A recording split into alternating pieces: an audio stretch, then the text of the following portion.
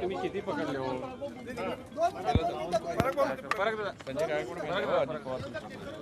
Hello hello audio आहे ना. Hello hello sir, आज तुम्ही मुख्यमंत्री देवेंद्र फडणवीस जी यांची भेट घेतलेली आहे, काय सांगाल? मुख्यमंत्री महोदयाकडे नागपूर शहर जिल्हा आणि विदर्भातल्या काही प्रश्नावर, खास करून झुडपी जंगल जमिनी ज्या आहे 86,000 हेक्टर विदर्भामध्ये, सुप्रीम कोर्टमध्ये केस सुरू आहे आणि विभागीय आयुक्ताकडनं काही त्या ठिकाणी झुडपी जंगल जमीन सोडवण्याकरता जी अहवाल आहे तो सादर झाला आहे. पण एक समिती आली आहे, त्या समितीसमोरही आता आमचं कामकाज पुढं जातं आहे. विदर्भातल्या 86,000 हेक्टर झुडपी जंगलाच्या जमिनी ज्यावर लोकांची घरे आहेत, ते घरं कायदेशीर करून देण्याकरता मी माननीय देवेंद्रजींची भेट घेतली आहे. पालकमंत्री पदाचा तिढा कधीपर्यंत सुटेल? काही जिल्ह्यांचा तिढा अजून कायम आहे का? काही तिढा नाही आहे. अजितदादा नव्हते, ते विदेशात होते, त्यामुळं चर्चा व्हायची. आज मला वाटतं चर्चा पूर्ण होईल. कल जरांगे पाटिल के ऊपर गुना दाखल हुआ है क्या? नहीं, सरकार की जो पुलिस की जो कंप्लेंट आती है उसके ऊपर गुना दाखल होते रहता है. संजय गायकवाड यांनी पंतप्रधान मोदींवर टीका केली होती, त्यांच्या दौऱ्यांवर टीका केलेली आहे की मोदी विदेशात जातात यावर. खरं तर माननीय पंतप्रधान मोदीजी यांनी आपलं आयुष्य हे एका छोट्याशा पानटपरीवरनं चहाच्या दुकानावरनं सुरू केलं. अत्यंत हाल अपेक्षा आणि मोठा संघर्ष करून मोदीजी देशाचे पंतप्रधान या पदापर्यंत पोहोचले. त्यांच्या आयुष्याचा जर अभ्यास केला तर टाचणी इतकी बरोबरी उद्धव ठाकरे करू शकत नाही. टाचणी इतकी बरोबरी उद्धव ठाकरे हे मोदींची करू शकत नाही. उद्धव ठाकरेंना हे समजलं पाहिजे की मोदीजींनी आपलं संपूर्ण आयुष्य हे 140 कोटी जनतेकरता समर्पित केलं आहे. त्यांचा समर्पण, त्यांचा त्याग हा सूर्यप्रकाशा इतकं सत्य आहे. आणि अशा व्यक्तीवर उद्धव ठाकरेंनी बोलणे खरं तर सामनामध्ये छापून आलं असतं तर बरं झालं असतं की अतिविलासी उद्धव ठाकरे मातोश्री 2मध्ये कसे राहतात, कसा अतिविलास करतात, 2.5 वर्ष मुख्यमंत्री म्हणून कसा अतिविलास केला, 2 दिवससुद्धा मंत्रालयात नाही आले, 2 दिवस विधान भवनात नाही आले, स्वतःला काचेच्या कॅबिनमध्ये बसून त्या ठिकाणी अतिविलास केला. उद्धव ठाकरेजींनी अतिविलासावर बोलू नये. खरं तर केजरीवालाच्या शीशमहलवर सपोर्ट करण्याकरता उद्धव ठाकरे बोलले आहेत. मोदीजीवर बोलण्याची लायकी नाही आहे. केजरीवालाचा सपोर्ट करण्याकरता मोदीजीवर टीका करणे, खरं तर आपल्या जीवनात त्यांनी आत्मपरीक्षण केलं पाहिजे, मगच मोदीजीवर बोललं पाहिजे. मुंबईमध्ये सीआरझेड जमिनीशी छेडछाड केल्याचं प्रकरण समोर आलेलं आहे. 2 सरकारी कर्मचाऱ्यांसह 4 जणांना अटक केलेली आहे. 102 नकाशांशी छेडछाड झालेली आहे. मी त्यांचा जर ते महसुली अंतर्गत असेल तर नक्की मी त्याचा तपास करीन. जर अर्बन डेव्हलपमेंट संबंधी असतील तर एकनाथ शिंदेजीशी मी बोलीन. संजय गायकवाड यांनी मतदारांना शिव्या दिल्या. काल त्याच्यावर मोठ्या प्रमाणात गदारोळ झाला आणि अनेक जण त्याच्यावर आरोप करत आहे, ज्या पद्धतीने वक्तव्य केलं जात आहे, नाराजी व्यक्त. खरं तर आम्ही निवडून आलेले प्रतिनिधी जे आहेत ते पब्लिक सर्वंट आहोत, जनसेवक आहोत. आणि जनसेवकांनी जनतेच्या आणि मतदारांच्या समोर नतमस्तक होऊनच त्या ठिकाणी आपला कारभार केला पाहिजे.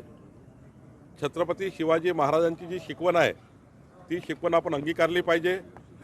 खरं तर आम्ही सेवकाच्या भूमिकेत असलं पाहिजे आणि त्यामुळे मतदाराबद्दल त्यांनी काय भूमिका मांडली याबद्दल मला बोलायचं नाही. पण माझी मात्र भूमिका आहे की मतदार सर्वोपरी आहे, आमच्या जनताही सर्वोपरी आमच्याकरता आहे आणि जनतेला नतमस्तक होऊनच आम्ही या ठिकाणी काम करतो. देवेंद्र फडणवीस सरकार जे या ठिकाणी आलं आहे, आमचं सरकार आलं आहे, हे जनतेला नतमस्तक करून जनतेचे आभार मानून आम्ही या पदावर बसलेलो आहोत. आणि आम्ही ठरवलं आहे की जनतेला जी आम्ही वचनं दिली आहे ते 5 वर्ष पूर्ण पाडू. जनता आमच्याकरता सर्वोपरी आहे. आम्ही कोणीही राजे नाही आहोत, तो सेवक आहोत. सेवकाच्या भूमिकेमध्ये आम्ही आहोत. सुरेशदास सातत्याने धनंजय मुंडे यांच्यावर आरोप करत आहे, कुठेतरी महायुतीमध्ये तणाव वाढताना दिसत आहे. धनंजय आपले सुरेश धसांना मी 2-3दा बोललो आहे. माननीय देवेंद्रजी त्यांच्याशी बोलतील. पण निश्चितपणे खरं तर ज्या भूमिका आहेत त्या पक्षामध्ये किंवा सरकारमध्ये मांडल्या पाहिजे. सरकारच्या संबंधित सरकारमध्ये मांडल्या पाहिजे, पक्षासंबंधित माझ्याकडे मांडल्या पाहिजे. पण पब्लिकच्या व्यासपीठावर त्या ठिकाणी कोणतीही गोष्ट उजागर करण्याऐवजी सरकारकडे दिली पाहिजे. सरकारने जर ॲक्शन नाही घेतली पुढचा प्रश्न आहे. पण बीडच्या प्रकरणात देवेंद्रजींनी सर्व प्रकारच्या चौकशाला ते समोर जात म्हणजे लावलेलं आहे. अशी एकही चौकशी नाही की बीडच्या प्रकरणात सुरू नाही आहे. आणि देवेंद्रजींना नजरेत ज्या ज्या गोष्टी येतील ते पूर्ण करतील आणि 100% आरोपीला कडक शासन होईल. अजित पवार ने भाषण में ये कहा है कि तुमने मुझे वोट दिया है तो तुम मेरे मालक नहीं है, क्या कहें? देखिए अजीत दादा की भूमिका क्या है मैंने सुना नहीं है, लेकिन मेरी और हमारी सरकार की भूमिका है कि जनता ये सर्वोपरि है, जनता ही हमारी मालक है, वही हमारा डिसाइड करती है. हम लोगों की सरकार जनता ने लाई है और जनता जो बोलेंगी, हमने जो जनता को आश्वासन दिए वो पूरे करेंगे. मतों का कर्जा हमने लिया है, मतदान जो भी जनता ने दिया है, लेकिन कर्जा हमने लिया है वोटों का. ये कर्जा पूरा काम करके हमारा संकल्प पूरा करके हमको आगे जाना है. जिल्ह्यातील 50 ते 60% जागेवर वक्फ बोर्डाने दावा केलेला आहे. नितेश राणे यांनी त्याचा कडाडून विरोध केलेला आहे. नाही, बरोबर आहे. मागेही जे 2 कोटी रुपये त्यांना दिले होते ते रेकॉर्ड डिजिटलायझेशन करण्याकडे दिले होते. आता प्रश्न आहे वक्फ बोर्डाकडे जेवढ्या जागा आहे, वक्फ बोर्डाचा कायदा त्या ठिकाणी त्या कायद्याचं काय करायचं याबद्दल केंद्र सरकार विचार करत आहे.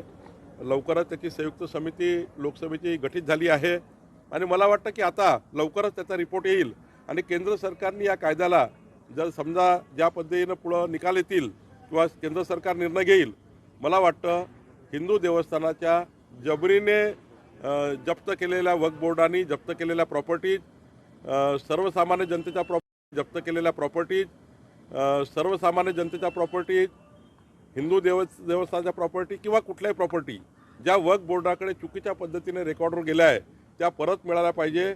नितेश राणेचं म्हणणं योग्य आहे, त्या जनतेला परत मिळाला पाहिजे, देवस्थानाला परत मिळाला पाहिजे. याकरता सरकार आणि केंद्र सरकार दोन्ही सरकार काम करत आहे. एसटी महामंडळाचा जो घोटाळा आहे त्याच्यात महामंडळाने परस्पर काही निर्णय घेतलेले असं ते तपासात आता जे चौकशी सुरू आहे त्याच्यात पुढे येत आहे. नाही, ते माननीय त्या खात्याचे मंत्री आणि माननीय मुख्यमंत्रीजी चर्चा करतील. सर, बीड प्रकरणी आज सर्वपक्षीय शिष्टमंडळ जे आहे ते राज्यपालांना भेटीसाठी गेलेलं आहे. नाही, राज्यपालालाही सुद्धा जे निवेदन दिलं ते निवेदन सरकारकडेच येतं. सरकार त्या ठिकाणी पूर्ण काम करत आहे. मला वाटतं राज्यपालाकडे गेलं त्यांचा अधिकार आहे, पण ते निवेदन सरकारकडेच येईल तेव्हा सरकार योग्य पद्धतीने त्याच्यावर जे काही मुद्दे सुटले असतील ते पुढे जाईल. सदस्यता मोहीम कालपासून सुरू झालेली आहे. आगामी स्थानिक स्वराज्य संस्थांच्या निवडणुका डोळ्यासमोर ठेवून हे नियोजन आहे का आणि त्या निवडणुकांसाठी कसं नियोजन? 1.5 कोटी सदस्य संख्या असलेला पक्ष आम्ही या ठिकाणी सदस्य नोंदणीच्या माध्यमातून करण्याचा प्रयत्न आमचा आहे. आम्हाला 3,11,00,000 मतं मिळाली आहे आणि आम्हाला विश्वास आहे की जनतेने मोदींच्या नेतृत्वात आम्हाला या ठिकाणी एक मोठं यश आम्हाला दिलेलं आहे. देवेंद्रजी या ठिकाणी यशस्वी मुख्यमंत्री म्हणून आमच्या महाराष्ट्राचे नेते आहेत. मला असं वाटतं मोदीजी आणि देवेंद्रजीच्या नेतृत्वामध्ये आपल्याला हे डबल इंजिन सरकार आहे. या डबल इंजिन सरकारवर जनतेचा विश्वास आहे आणि त्यामुळं मोठ्या प्रमाणावर जनताही भारतीय जनता पार्टीचं सदस्यत्व घेण्याकरता मोठ्या प्रमाणावर आमच्याकडे येत आहे.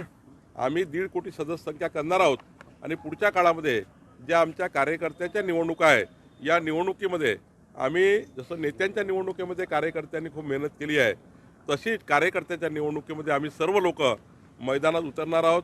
आमची महायुतीचे सर्व पक्ष एकत्र येणार आहेत आणि निश्चितपणे येणाऱ्या स्थानिक स्वराज्य संस्थेमध्ये महायुती आणि भारतीय जनता पार्टी संपूर्ण महाराष्ट्रावर या ठिकाणी आपलं यश मिळवेल आणि दोन्ही सरकार डबल इंजिन सरकार हे स्थानिक स्वराज्य संस्थेच्या माध्यमातून ज्या योजना आहे केंद्र सरकारच्या राज्य सरकारच्या त्या योजना पुढे नेण्याकरता या संस्था महत्त्वाच्या आहेत.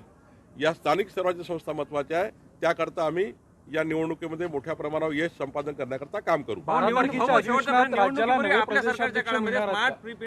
आमच्याकडे पद्धती आहे पक्षामध्ये. आता तर सदस्य नोंदणी अभियान सुरू आहे. लवकरच आपल्याला बूथ अध्यक्षाची आमच्या निवड होणार आहे. 1,00,000 बूथ अध्यक्ष होणार आहे. मग आमच्या तालुका अध्यक्षाच्या निवडी आहे, मग जिल्हा अध्यक्षाच्या निवडी आहे. ही प्रक्रिया पूर्ण केल्यावरच प्रदेशाध्यक्षाची निवड होतं.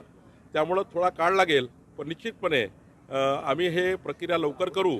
आमची सदस्यता अभियान संपलं की आता आम्ही पुढच्या प्रक्रियेला लागणार आहोत. सर्वसामान्यांना स्मार्ट प्रीपेड मीटर न बसविण्याचे आदेश पूर्वीचे आपल्या सरकारने दिले होते, मात्र काही ठिकाणी छुप्या पद्धतीने स्मार्ट मीटर बसविण्यात येत आहे. माननीय देवेंद्रजींनी अत्यंत सरळ आणि नम्रपणाने सांगितलं आहे की महाराष्ट्राच्या सर्वसाधारण जनतेला स्मार्ट मीटर लागणार नाही. देवेंद्रजी ऊर्जा मंत्री आहेत, ते आपल्याला अधिक सांगतील. चायनामध्ये जो व्हायरस आलेला आहे